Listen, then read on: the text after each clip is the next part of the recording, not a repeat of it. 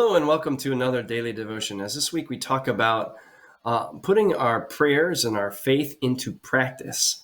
And one of the ways we're doing that is looking at different ministries of the church. And the ministry that we're focused on this week is Christian Community. What is Christian Community? They're the group that is the fun folks. No, they plan get-togethers, social outings, pet blessings where we do a blessing of the animals, and people bring out their dogs, and they bring out little kids have little boxes, and they open them up. I'm like, what is in there? And there's like a kid's holding like a garter snake or their pet hermit crab. I've had hamsters and guinea pigs, cats on leashes.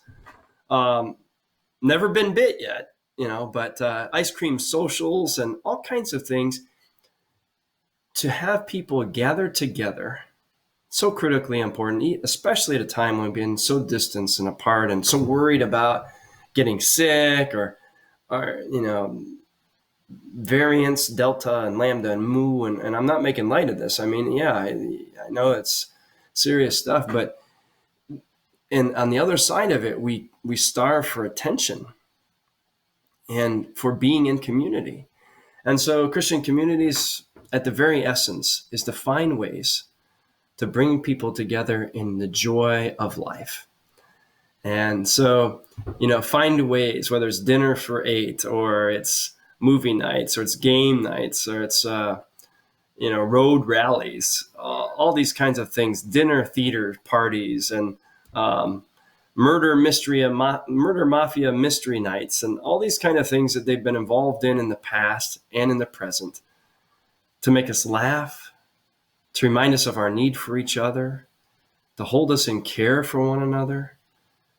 I mean, of all the ministries, it seems to me that this ministry's greatest priority is just caring enough to think of creative ways to bring people joy.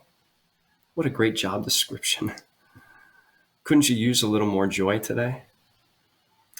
And so I get to thinking about this biblical text. And you thought, I'm going to skate today. No, Jesus and the disciples, they're together.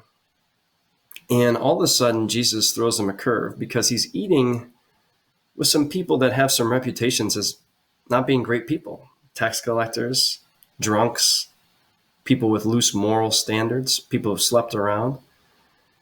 And the Pharisees and teachers of the law say, hey, to the disciples, why is your teacher eating with folks like that? And Jesus says, hey,